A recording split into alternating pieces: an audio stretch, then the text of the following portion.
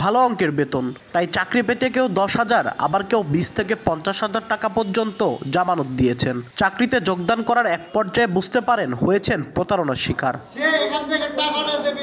ভুক্তভোগীরা জানান, বগুড়া শহরের ফুলবাড়ি এলাকায় শাহরিয়ার ইসলাম নামে এক ব্যক্তি MSIT ইনস্টিটিউট নামে একটি প্রতিষ্ঠানে বিভিন্ন পদে চাকরি দিয়ে 52 জনের কাছ থেকে জামানত বাবদ 6,55,000 টাকা হাতিয়ে নেন। 2.5 মাস বিনা বেতনে চাকরি করিয়ে নেওয়ার পর ব্যাংকের ভুয়া চেক দেয় কর্মীদের। পরে তারা বুঝতে পারেন প্রতারণার শিকার হয়েছেন। এক পর্যায়ে প্রতিষ্ঠানটির স্বত্বাধিকারী জামানতের টাকা ফেরত দিতে অস্বীকৃতি জানালে কর্মচারীরা তাকে অবরুদ্ধ করেন।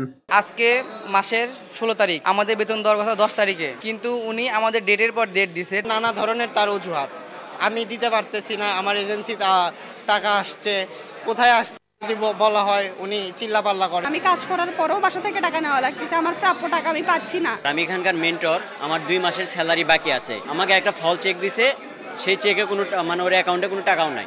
MSIT ইনস্টিটিউট নামের প্রতিষ্ঠানটির কোনো অনুমোদন নেই বলে নিজেই স্বীকার করেন স্বত্বাধিকারী। আমার ওখানে ডিডের টাকাটা ফুল কমপ্লিট হওয়ার কারণে ট্রেড লাইসেন্সটা এখনো হয় নাই, যার কারণে আমি এখনো প্রপার অনুমোদনে যেতে পারি না। পুলিশ বলছে অভিযোগ পেলে প্রয়োজনীয় ব্যবস্থা নেওয়া হবে।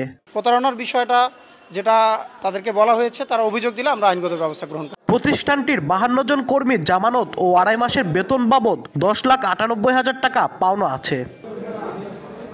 আব্দুল আউয়াল, সময় সংবাদ, বগুড়া।